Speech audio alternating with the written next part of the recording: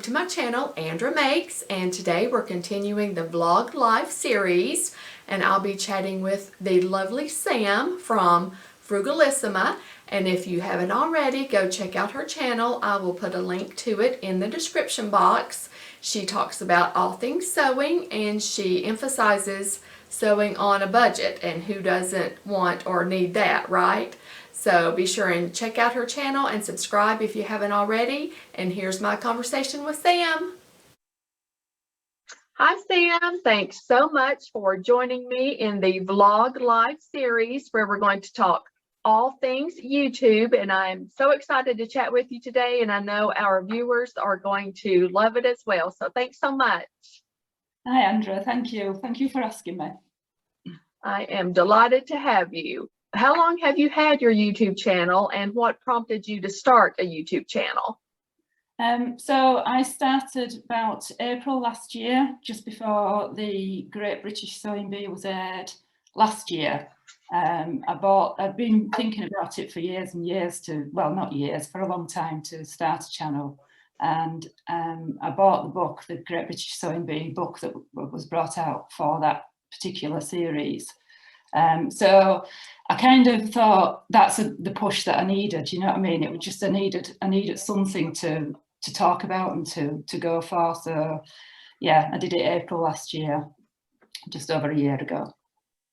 Had you been watching other sewing vloggers also, or? Oh yes, yeah. Yeah, I'm a sewer for years and years, and a knitter too. So whilst I used to knit on an evening, I used to sort of watch knitting and sewing vlogs and what have you on an evening whilst I was, well, it's easier to knit and watch than it is to sew and watch. So yeah, I don't watch TV at all really, so I watch vlogs instead. That's how I am. I think a lot of I think a lot of us are now. I think TV's gone, you know, it's the thing of the past now, apart from obviously Great British Sewing Bee. Of course. Of course. You don't get that over there, do you? No. You don't. No, it's a shame. We don't. We had a Project Runway that may have been similar. I'm not sure, and I'm not even sure if it still comes on, but I watched a few of those. Yeah. I think that's more design led, isn't it, rather than sewing led, is it? Or is it a bit of both?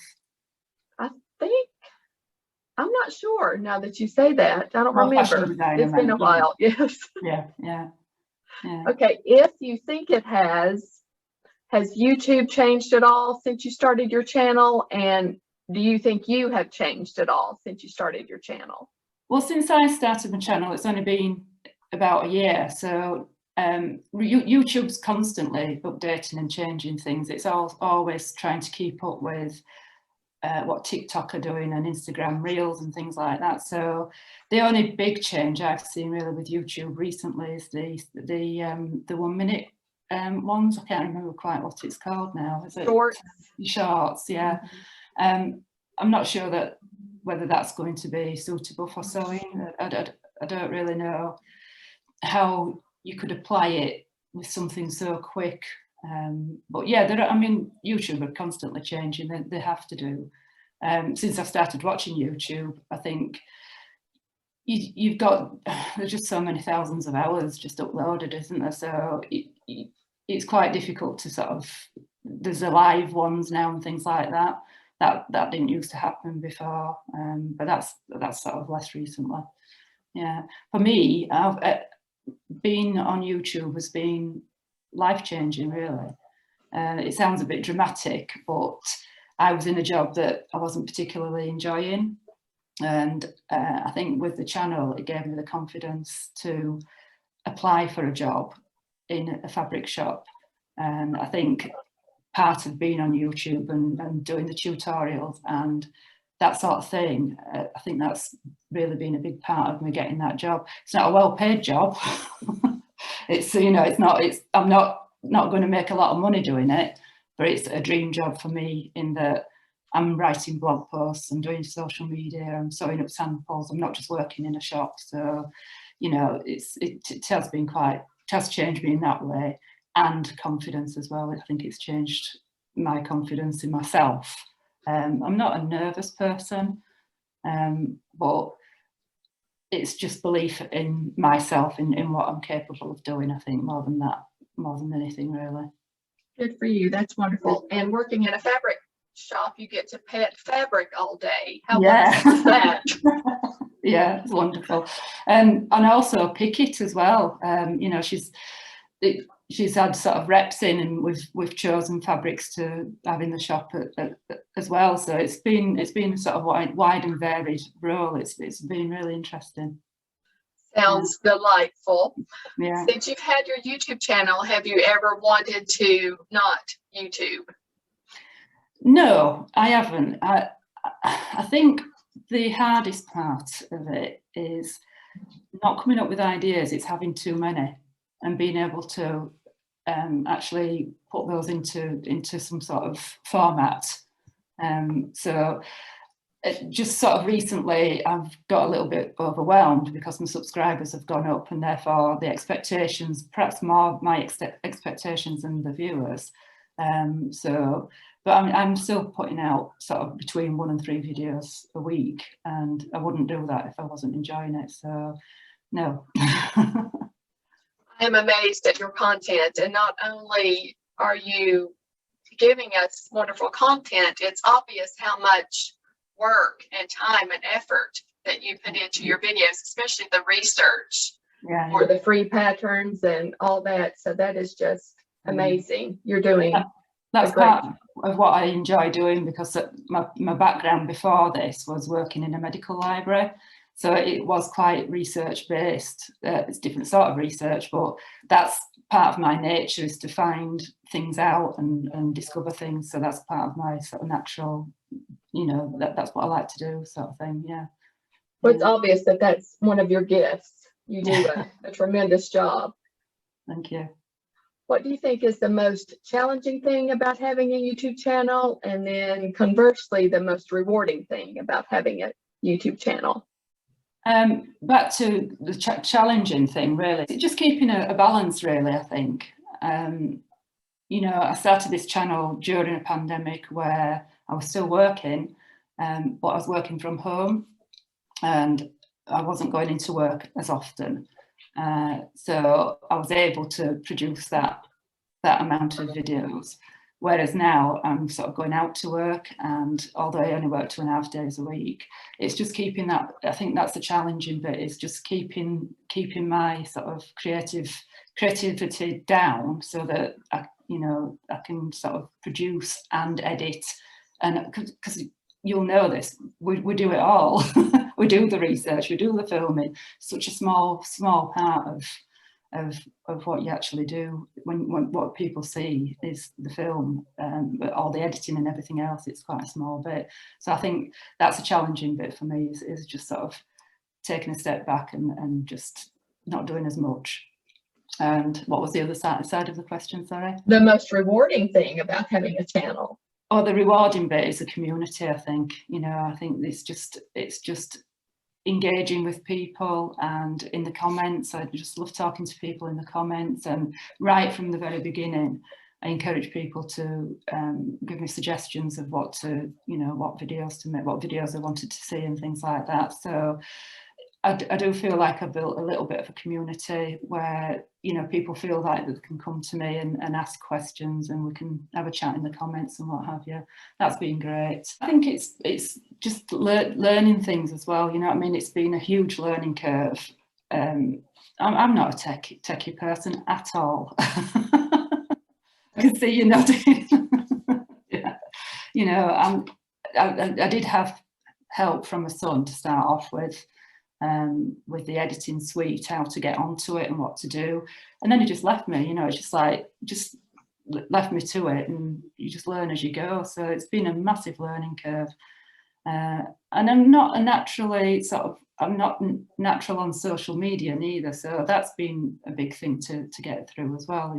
I've never been a big Facebook user, for example. So, you know, this is sort of Facebook and more, isn't it? You know, in a way, you're sort of revealing parts of yourself that perhaps you were never comfortable with. So you're pushing yourself out of the comfort zone. It's been quite good, because once you're out of that comfort zone, that's when you start learning, or where you start sort of really taking on board things. So yeah.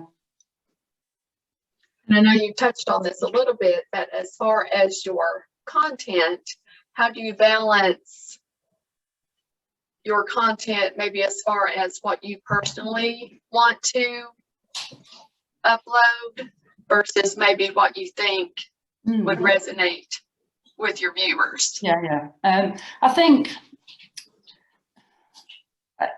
the first and foremost, what I put out there has to be for the viewers. I would never sew something just to jump on a bandwagon, or everybody else is sewing that. I tend to sew the things that I'm going to wear, otherwise that wouldn't fit in with the frugality of what I'm trying to put out. So it's all within parameters. So it's kind of I'm choosing what I put out there, but in the same way, viewers are sort of are leading me in a way. So it is a balance. But yeah, I would never sew anything that I'm not going to wear. That wouldn't make sense to me. Yeah. I agree.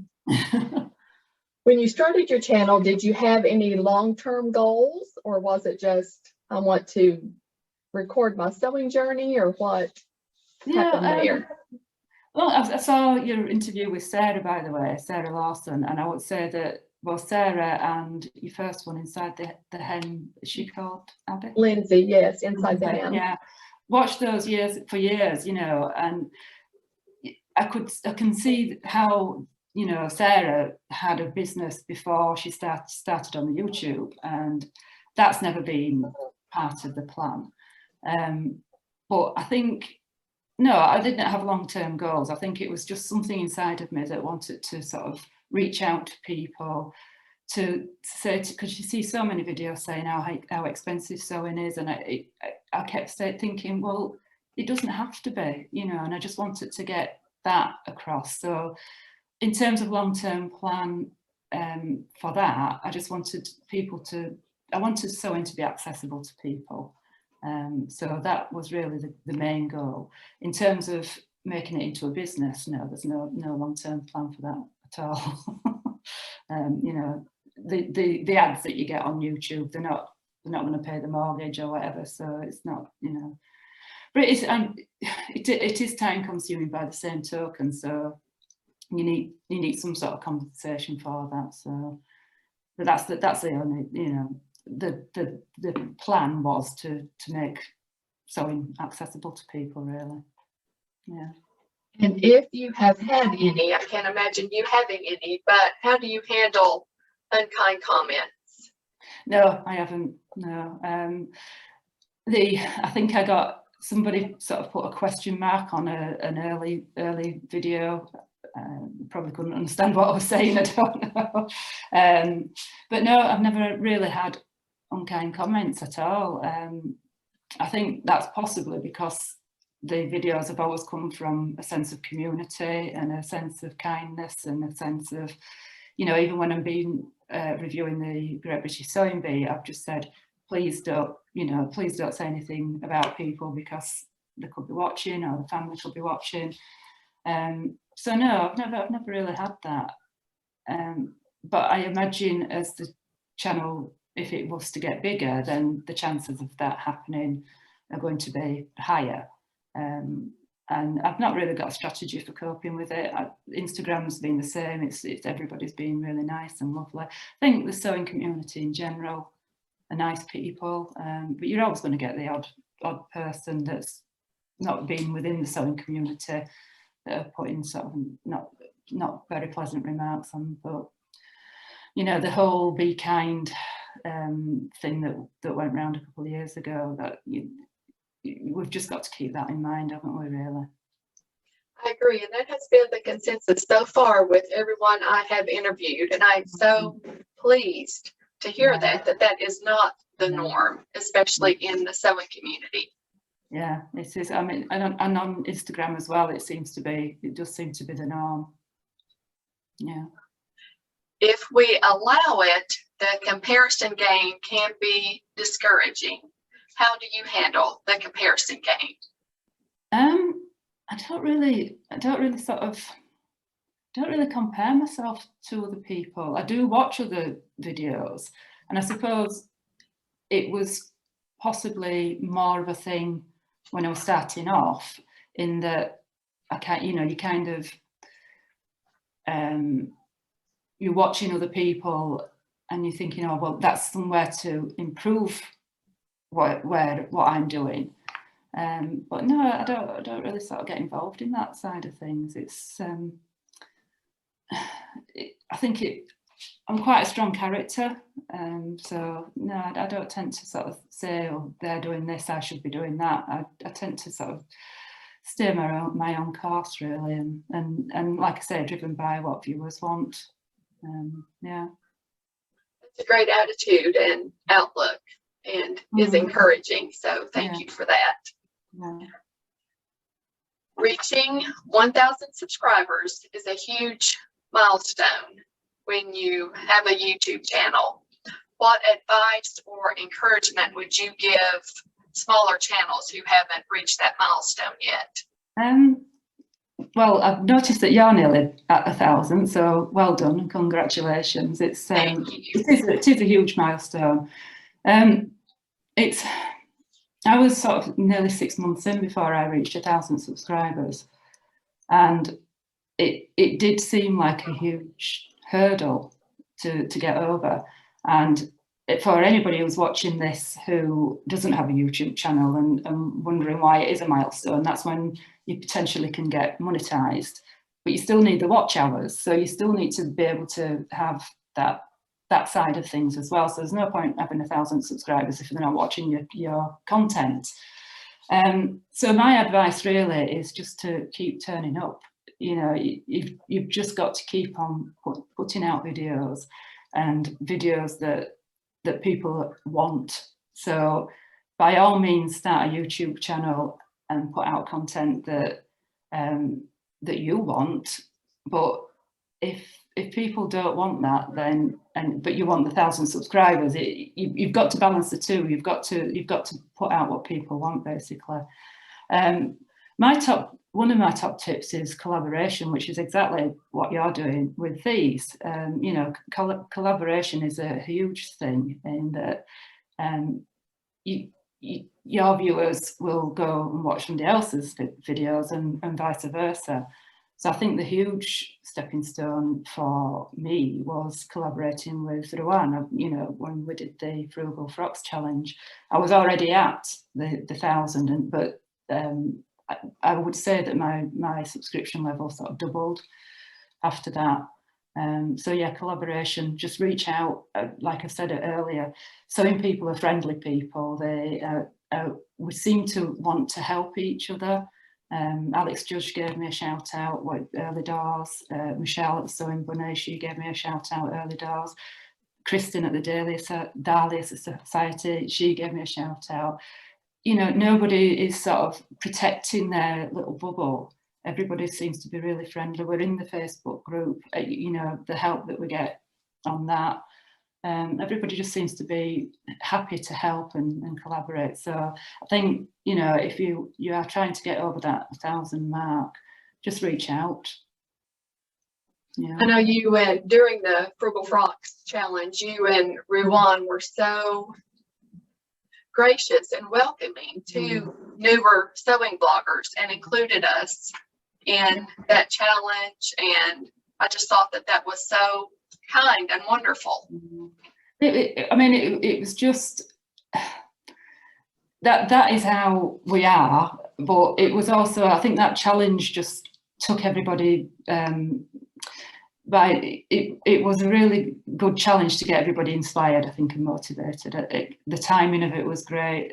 I can't take any credit for it, really. It's just, you know, it was just one of those things. It was a true collaboration, and we had a conversation. It was two ways, and this is what we came up with. We were just going to do it between ourselves, but by involving everybody. Everybody sort of took it by storm and really got involved with it. So it was, yeah, it was really great. Yeah. Well, you should take credit because you and Ruwan both worked really hard. Yeah, it was, oh yes, I'm not going to kid you, it was hard work. Yeah. And a huge success and a lot of fun. Yeah, it was fun. What do you think is the biggest misconception about having a YouTube channel? Probably that you earn quite a lot of money with the ads and what have you. You don't. So probably that, and also that you know everything. You know, sewing is a huge, vast topic. You know, you've had Sarah on. That's bag making. You've got your quilting. You've got your hand sewing. You've got your cross stitch. Nobody can possibly know it all, and you know, people will contact me and say, how do I do X, Y, and Z, and I will always try and help if I can, but if I don't know, I'm always the first one to say, I'm really sorry, I can't help you there. Fitting other people, I've fitted myself, but you know, I don't have a great deal of sort of experience fitting other people. So yeah, you don't know everything, you don't earn a lot of money, and yeah, it's probably 10% filming and 90% everything else as well. I think that's the other misconception. What advice and or words of encouragement would you give current sewing YouTubers, and also to those maybe who might be thinking about starting a YouTube channel? So yeah, going back to the collaboration, just if you're a new YouTuber, it's just showing up and just getting that very first video out. First one is always the hardest. Just sit down and film it. So what I've done for this bit is I've actually written down some 10 top tips. So I might have to just consult. I would say find somebody on YouTube that you resonate with, and so YouTube is full of everything that you want to ever learn, including how to make a YouTube video. So for me, Think Media was sort of someone that I turned to for tips and tricks of how to put a video together. And one of the things that they say is start messy. So yeah, that is a top tip really, is just start messy, but have a general idea of what you want to say, what you want to convey, and you know, a bit like a story, have a beginning and a middle and an end. And then I would say for your first one, keep it short, because as I referred to earlier, editing is a whole other job. So if you've recorded 50 minutes, that could potentially take you quite a few hours to actually edit down. So maybe just do a 10-minute video, just introduce yourself. I think that's quite key, and I think people miss that quite a lot. They don't actually say who they are and why they're there. So yeah, introduce yourself. Sound and light is quite important. Don't have background noises. Don't have your washing machine on whilst you're recording. And for me, my first ever video, I didn't, because I've done everything on the phone, I've not got any special equipment. So that's another one. You don't need any special equipment. The time, just do it. Don't wait while you've got all the gear. But make sure if you're doing it on your phone that your phone's horizontal, not vertical, because my first video, it was vertical and you couldn't hardly hear what I was saying. The other one is don't worry too much about who's going to see your videos. As I said earlier, there's thousands and thousands of hours uploaded onto YouTube, and if you're really worried about great Uncle Fred judging you, or your best friend in high school, they're very unlikely to see it unless you tell them to go and watch it. So just get it out there. Don't let that be a barrier to, if you've got a message, you know, to get that message across. And don't try anything too fancy with your first one with editing. Just get it out there, and then concentrate on your subsequent ones rather, on just getting a little bit better every time, you know, just introducing a little bit more in your editing. People don't really want in sewing videos, I don't think, anything too whiz bangy, too too flashy anyway, I don't think. Well, yeah, don't try and get too carried away with the editing. And I didn't write this down, and this is one of those things that I think splits people, is if you're talking music in the background, it drives me wild. So if you are going to have music in the background, don't let it be distracting. So, you know, I would say that it depends on your own personal taste and what you like to watch. So watch people who you like to watch. Don't copy them, but sort of emulate them. And if you do want to grow, you know, if you're on YouTube and you're wanting to grow, don't forget to ask for people to like and subscribe. You know, that it's one of the most simple things, but it is quite key.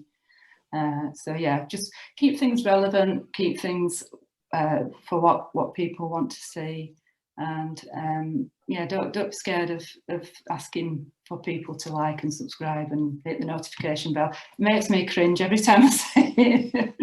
I really don't like saying it, but it does work when you keep saying it. So yeah, I mean, it's quite a difficult one, because we're talking to people who not necessarily have a YouTube channel, but you know, it might be interesting for people to see the other behind the scenes, which is why you're doing this. It's the great thing that you're doing, Andrea. Thank you so much. Yeah. I think that's just general advice for anybody, so in our general YouTubers, really. Yeah. What else is there? Yeah, don't let your fear prevent you from doing it. You know, it's like I say, I was a long time before I pressed record, and it's ridiculous, really. You know. Well, thank you so much, Sam. I really appreciate your time and also the encouragement and support that you have given me personally since I started my channel. And I cannot wait for the viewers to meet you if they haven't already. And I just thank you again so much. You're more than welcome, Andrea. Thank you for doing this. It's been lovely. Bye. Bye. Isn't she lovely? I hope you enjoyed my conversation with Sam, getting to know more about her YouTube journey and maybe getting to know her a little bit better. And be sure and check out Sam's channel if you haven't already, and subscribe. I hope you're really enjoying this series and getting a behind the scenes and inside scoop about what it's really like to have a YouTube channel. Let me know your thoughts in the comments below. You know I love hearing from you and keeping the conversation going there. Thanks everyone for taking time out of your day to watch my video. If you'd like to see future videos, please subscribe to my channel. I would really appreciate it. See you next time. Bye.